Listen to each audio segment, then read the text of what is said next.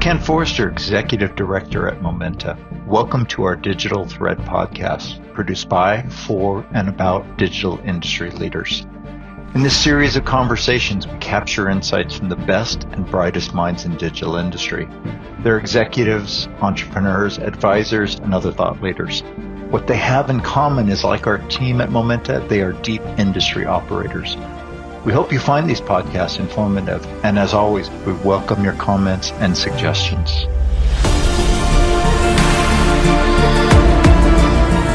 Good day and welcome to episode 217 of our Momenta Digital Thread podcast series. Today I'm pleased to host John Sirianni, founder of Quantum Cybersecurity International, or QCI. John is a deep tech CEO, founder, board advisor, and strategic innovation consultant. He has a 30-year career commercializing technology for global companies and startups with experience spanning over 20 countries. His first decade of experience was focused on research, development, and deployment of advanced engineering systems. His second on sales and marketing for deep tech innovators. And his most recent decade on CEO roles, international corporate restructuring, and strategic advisory services related to cybersecurity and quantum innovators. John, welcome to our Digital Thread podcast. Ken, it is truly a pleasure to be here with you today. You and I have been riffing together on technology, investing, and commercialization now for, I think, about 10 years. And always, it's a true enjoyment to be with you. Thank you, Ken, for hosting me today. Sure. As you say, I think it's long overdue. We've known each other across both your cybersecurity background and more recently the quantum. And I always thought you have this interesting, deep perspective of these areas and put them together with a very strong commercial and operational bent. So it makes it pretty interesting to be able to describe what are generally complex topics to a lay audience per se. So I'm glad we finally were able to book some time to get you here. Thank you. Long overdue. Absolutely. So, we call this the Digital Thread podcast. So I always like to start off asking you, what would you consider to be your digital thread? Oh, great question. And the simple ones are the hard ones, aren't they? So I would say that looking back over the long career, commercializing early technology has been the common theme across most of my pretty broad experiences, specifically researching, developing, and deploying new and very, very raw technology into the marketplace. The enjoyment I get from portfolio and business strategy consulting, I think, were born out of that, bringing the very raw technologies to market. So I would say that was the thread. Solid one. So I know you've been at the forefront of embedded computing and cybersecurity since at least 2010. So you had leadership roles at Intel, Webroot, Carrier IQ, Techniche. If you had to summarize that time down into three insights relative to, I'll say, edge security, what would they be? So, I like to tell stories. So I guess I'll give you the three insights as the kind of like the history. So the embedded computing journey story actually began while I was driving business development sales and marketing for a boutique embedded systems consulting firm here in my hometown of Rochester, New York, early 2000s. We developed custom firmware solutions for semiconductor companies and also the research and development departments of major wireless imaging and aerospace corporations. I built very close ties across the worldwide semiconductor ecosystem from those years. And at that time, in the early 2000s, very few people understood cybersecurity in the edge stack or in the network. And at that time, cloud architectures were just beginning to evolve. I did encounter a handful of security-aware experts in the embedded field that were attempting to design security into devices, but they really did not have the tools that were needed, nor the business case most of the time to add those features to their designs. But then, in 2010, as we all know, the Stuxnet worm became publicly known, and the mass awareness that malware was specifically being developed to target critical infrastructure was now concern across the entire industry. So prior to Stuxnet, the need for better security was not yet perceived by the OEMs and OT operators. So insight number one is, unless there's a well-known publicized problem, it can be very difficult to get new technology into the marketplace. So I would say that's insight number one. Then in 2010, I went out to the West Coast and moved to Silicon Valley and worked for Wind River Systems, which was then the real-time operating system division of Intel, as you know. A great organization with very smart and dedicated people. My role as the director of strategy was to lead product and solution portfolio development across the IoT, industrial, telecom, and automotive markets. With customers beginning to wake up to the need for better security at that time, the new product architecture is beginning to evolve to address cloud to edge connectivity. It was pretty clear we needed to offer an integrated design environment and also drop in IP that could enable design teams with greater device and network security. I led technology scouting activities for silicon and firmware IP acquisitions in collaboration with the Intel teams. I was really having a lot of fun at that time, Ken. Put a lot of miles on around the world. We were very focused on upgrading the portfolio to address key customer concerns. And that was the real point, key customer concerns. So insight number 2, if your biggest lead customer deals depend on security, you will find a way of integrating the new features into your offerings. And by the way, here's some wisdom for young product development engineers. Listen to your sales team when they say the customer has a concern. Usually there's likely to be a very innovation item there for you to take a look at. So it's wanting to grab your attention. So point number 3, in 2014, I was with Carrier IQ. We were in the early days of big data at that time and mobile device telemetry. Carrier IQ had developed the first petabyte-sized machine learning platform, providing diagnostics analysis to mobile network carriers, the big guys. And the first to deploy network monitoring agent technology on consumer mobile devices, way ahead of its time in so many ways. The technology worked very, very well and itself was very, very secure and provided network operators with a very detailed view of the mobile network from the perspective of the entire population of mobile devices. So very interesting. It was an outside-in looking view of the mobile network from all of the mobile phones. However, we had just entered the brave new world of data rights and data privacy there at that time in 2013 and 2014. And in a connected business model such as mobile phones, each participant in the ecosystem adds a new door for potential compromise. We were struggling with what I called ecosystem and value chain risks. As an example, if one participant in the value chain, say a mobile device manufacturer, does not deploy correctly, there is a potential for security gaps to open up. And back then, the mobile app stores were loaded with as much malware as useful apps back in 2013. It's a very confusing time for customers. So adoption struggled due to consumer resistance. So we exited to AT&T. So insight number 3, user security perception really does matter when you're bringing new technology market. I'll give you a bonus insight that kind of comes to mind. Webroot was a leader in PC malware protection market for about 15 years. Through some very effective acquisitions, Webroot had then the largest malware detection platform, a machine learning platform. Truly amazing technology for its time. The task there for me was to build the IoT and OT business unit. We had the consumer and SOHO markets nailed. OT and IoT customers required new device agent technology, which we were developing, but what we lacked was network behavior intelligence. Without that piece of capability in our portfolio, we would eventually be displaced at the endpoint by other providers. We needed to be able to detect the bad guys moving throughout our customer networks. At that time, operational technology network detection companies were beginning to form at a rapid pace. I aggressively scouted for available technology and found Cyberflow Analytics, which had a very advanced and easily deployable network anomaly detection technology for east-west traffic detection. They had novel and easy-to-use graphical display capability, which made it ideal for quick adoption for the small enterprise accounts and the MSPs that were our dominant channel at the time. It was the right technology and could fit our channel. We could not afford to take many years to make a more complex technology channel ready. Competition was on our heels, so I drove the diligence and acquisition. But then just as we were beginning to deploy with the early customers, Webroot was acquired by Carbonite, and then Carbonite was acquired by OpenText. And so we only had gotten just a few initial deployments to market. So insight number 3A, you have a very limited time to find, adopt, deploy, and monetize new technology. And nowadays, that time is compressing. So time to market matters. So I'm feeling full of wisdom today. I'll give you bonus insight number 4 if we have the time. So let's talk about my first role as a CEO with the Australian-based company Techniche Group. This is my last point, I promise.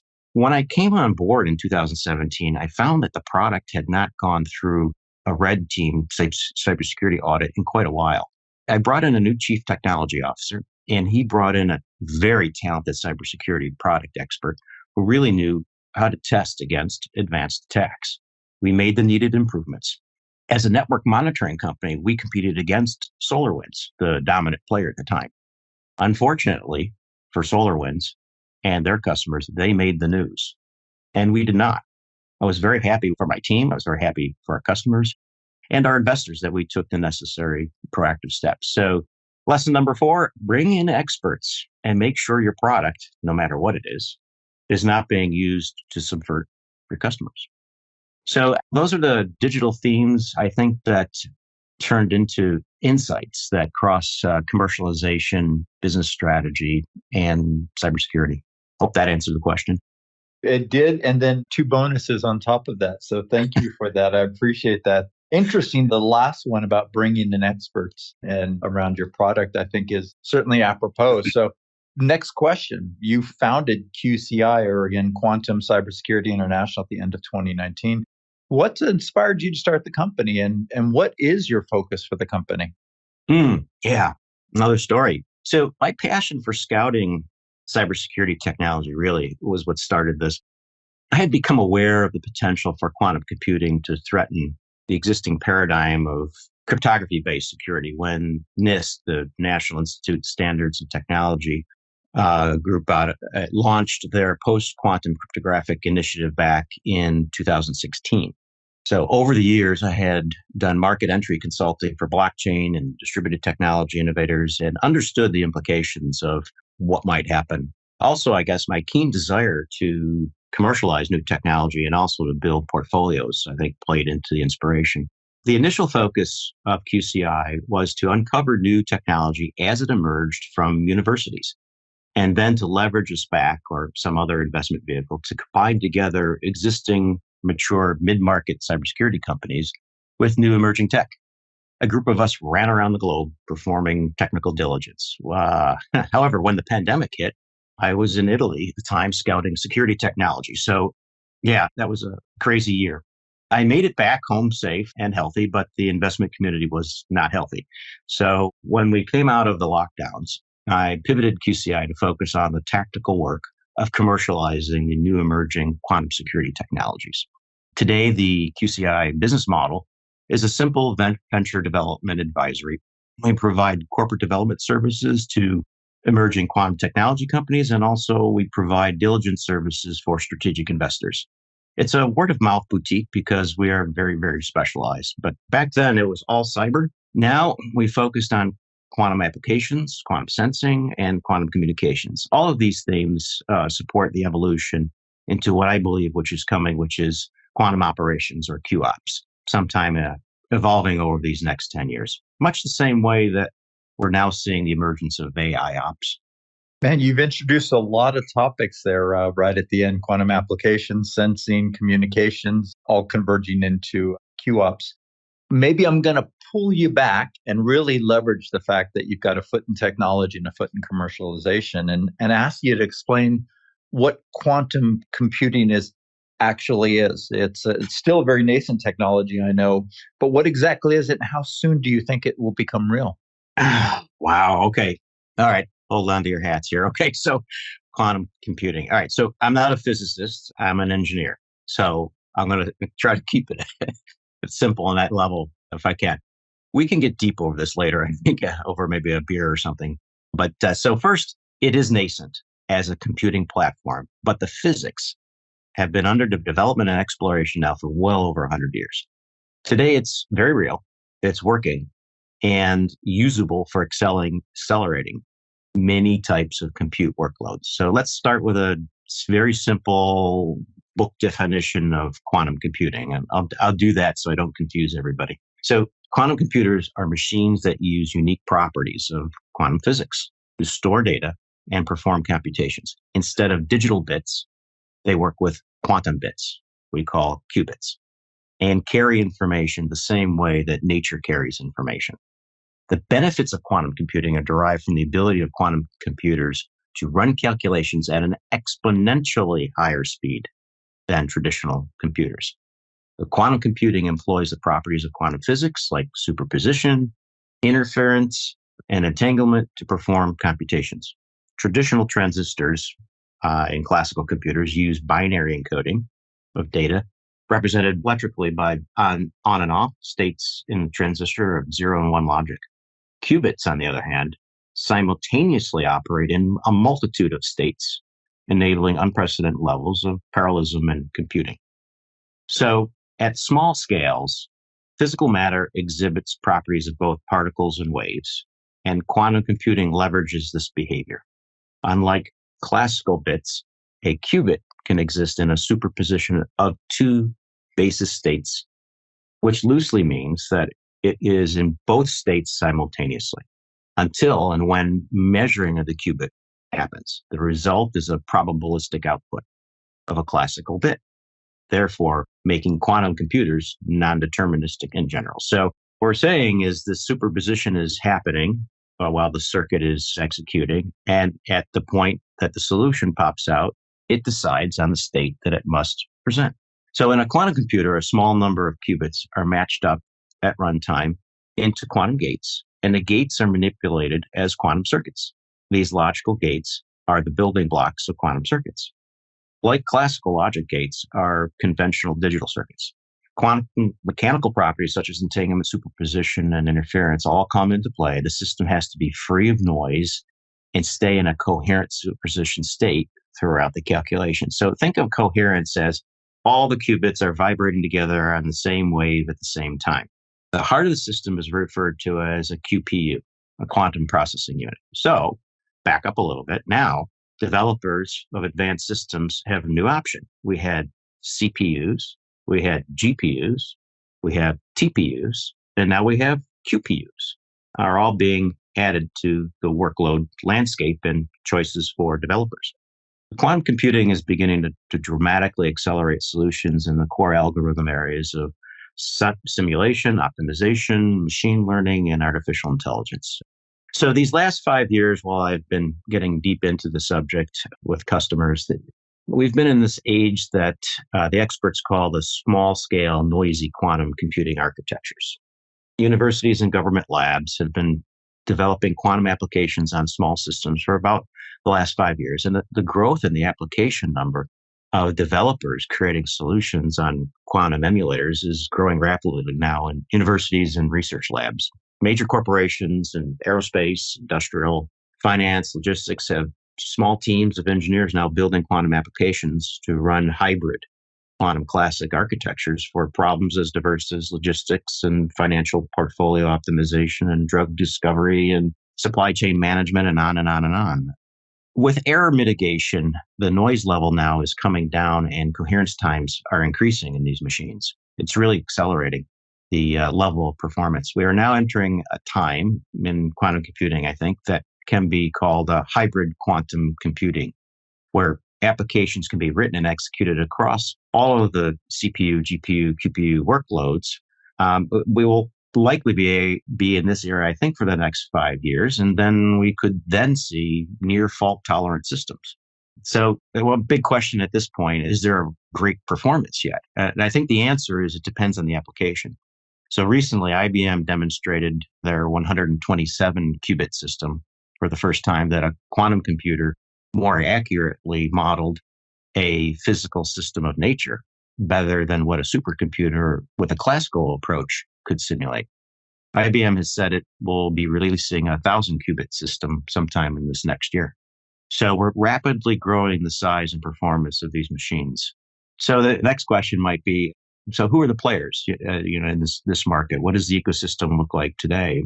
There are many sources of information. Last count, I think there are over 25 major quantum computer companies now representing about 6 major quantum computing architectural approaches, all racing forward to be the most stable and usable. These are still early days, and certain architectures are best for certain classes of problems. Some of the approaches require dilution refrigerators so that they can run at near absolute zero temperatures, and some are now running at room temperature. So if it makes sense, I'll run through a quick list.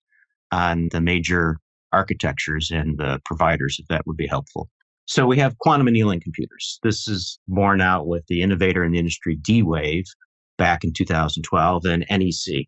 Annealing computers are great for optimizing problems where you are looking for a global minima. The name annealing, just like in metallurgy, means to heat something up and then let it settle into a stable state. That's my mental image as a mechanical engineer. So these annealing circuits are great for global minimum detection and optimization. Second category is superconducting gate computers. So these would be the IBMs, the Rigettis, the Googles, Fujitsu, Amazon, IQM in Finland, and IBM actually deployed the first cloud quantum computer back in 2016. So we're well into this. Trapped ion computers like IonQ, Honeywell, now rebranded Quantum, AQT, which is Alpine Quantum Tech in Austria, and Oxford Ionics. These are all trapped ion computers. Photonic computers, which, as the name says, use photonic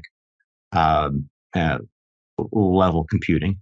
Xanadu, PsiQuantum, Orcam Computing are the leaders in that space. We have neutral atom computers. That would be Pascal and atom computing. These are optically trapped atoms.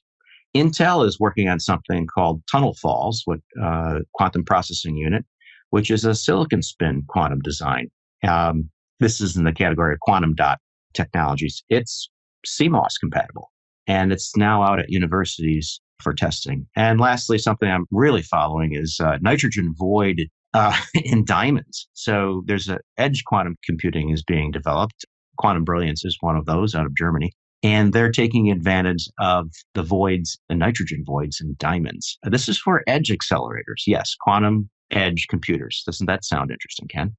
So, quantum computing advantage is being demonstrated for simulating systems in nature and fluid dynamics. So fluid dynamics like weather and climate modeling and the simulation of materials. So with that, list of major providers of quantum computing, you have to ask it, why is so much investment going on? Well, the stakes are pretty high. By 2022, I think, governments across the globe together had committed over 30 billion. Yeah, 30 billion to quantum computing development. And then we're not talking about the investment from venture capital or IPOs, right? So there's a lot going on in investment, and technology is moving forward at a rapid pace. So now with the basics done, let's add a few other quantum categories that beyond quantum computing that are being invested in heavily today. One is quantum sensing, and the second notable category is quantum networking, of which quantum resistant security is a subset. So what is quantum sensing? So quantum sensors involve measurements of electric, magnetic, and gravitational fields and have the promise to greatly increase the efficiencies of measuring tools. Currently commercialized applications include navigation without GPS, medical imaging, underground mapping, and materials characterization. This measurement technique, such as entanglement, interference, and quantum state squeezing techniques, are being used in very, very novel ways. It's a very exciting field. Personally, I feel that innovations in quantum sensing will likely have the most immediate impact near term on IoT, OT, and robotic and autonomous exploration. The concern I have, and I'm sure we all have, is that the AI edge with quantum sensing may become more aware than many of us are comfortable with in the future. So that's just a minor thought. The third major area that will be impacted from the evolution of quantum information science is quantum communications and security. So security of data communications is one of the crucial challenges that our society is facing today. Industry 5.0 depends on secure data transmission between machines and maybe soon human implants. Not only security, but data sovereignty in a very, very complex interconnected value chain will be a topic. So the holy grail in quantum communications is to take advantage of the principle of quantum entanglement. So how does this work? The representation that helps me think about this kind of goes like this. Imagine, Ken, you and I are spinning two coins separated by a great distance. If they are in a state of entanglement, then they will always each share each other's quantum states instantly when observed or measured, no matter the distance between them.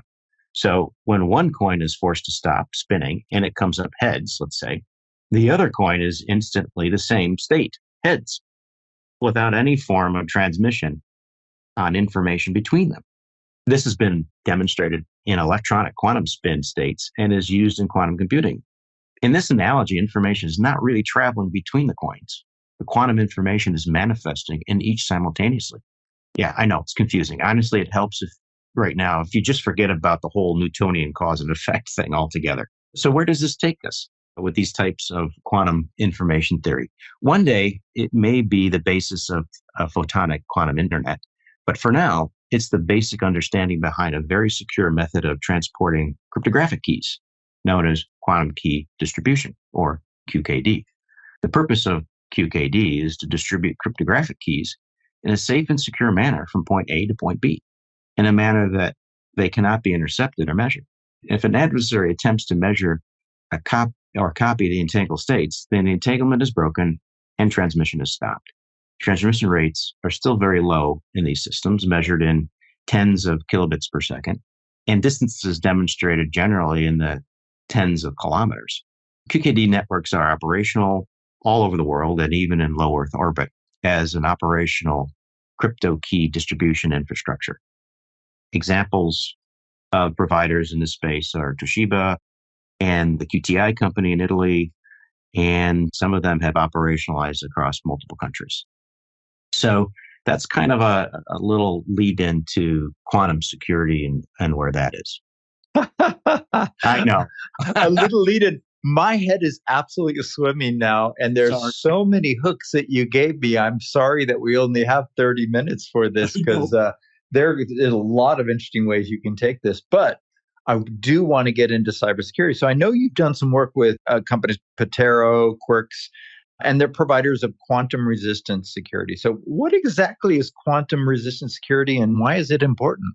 Okay. Yeah, great topic. Okay. So now we're kind of at the depth of this here. Now that we're all quantum physicists. So the threat from large quantum computers is very real, and so real that NIST began a global effort in 2016 to sponsor the development of new cryptography, which will be resistant to quantum computer attacks. So currently, the entire global digital economy runs on public key infrastructure, PKI. The system is made up of key establishment and key exchange mechanisms and is very complex, with certificate authorities and root authorities, and all of it based on mathematical algorithms that were developed many years ago.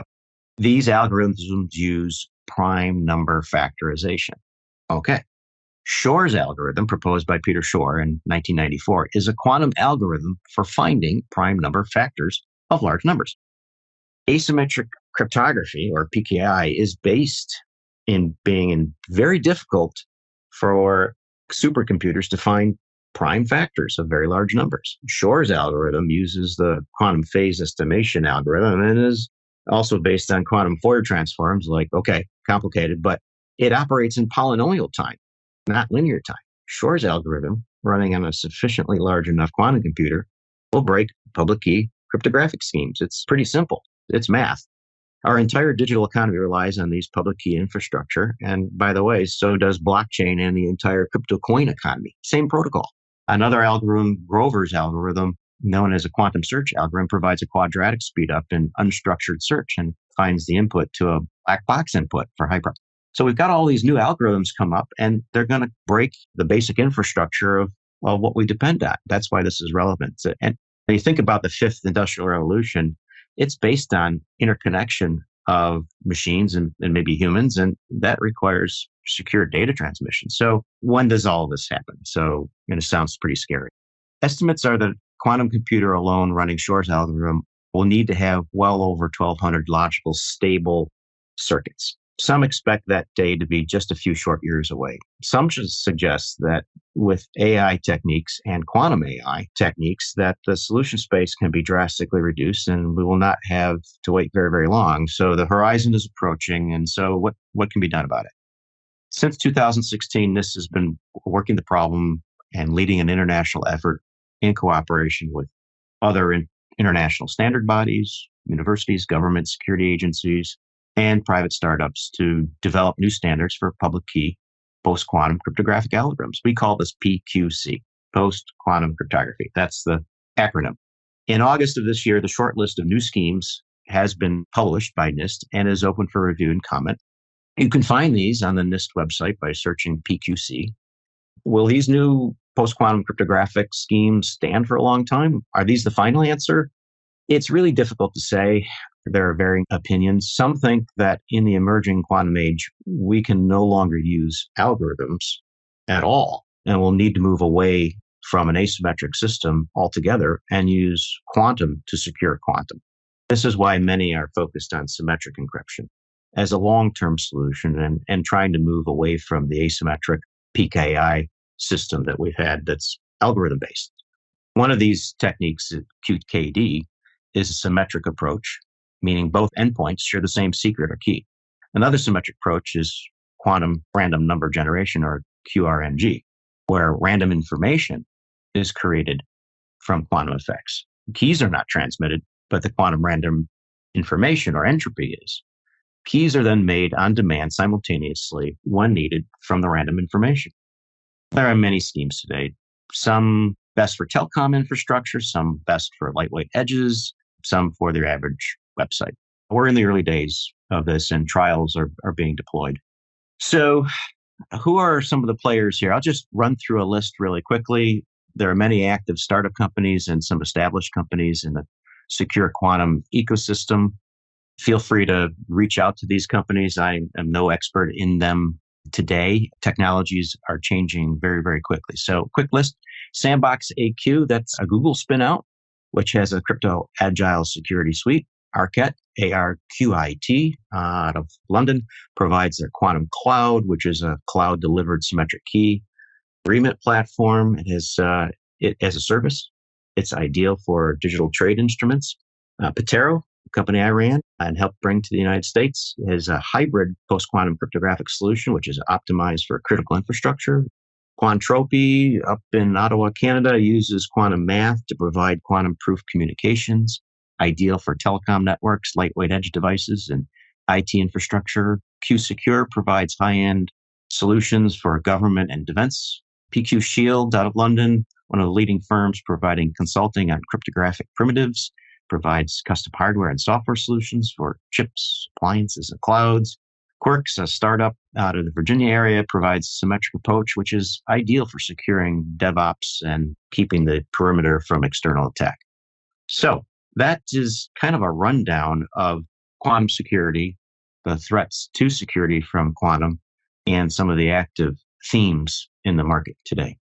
I can understand why this is such a critical concern for many. It's downright scary, actually, when you think that, you're only a couple years from being able to decrypt just about anything. And so I can understand why your services are in great demand. I wish we had a lot more time for this call, but let me just take it right down to the point. How can somebody find out more about your company, Quantum Security International? Oh, yeah. So very simply, just reach out to me on LinkedIn. We are going through a business model evolution and also a website change and a few other things. LinkedIn is the easiest way. Just reach out. Perfect. Okay. Well, look, in closing, I always like to ask, where do you find your personal inspiration? I read a lot, Ken. I attend conferences, and my consulting and other activities allow me to talk to end customers constantly. This helps with context, technology, the usability of technology. As far as getting vision and clarity, sometimes I just walk in nature. I love to listen to music. Cycling in the mountains is a passion of mine. And to relax, I play classical and Spanish guitar. Now, play might be a bit of an extrapolation of my skill, but it's relaxing.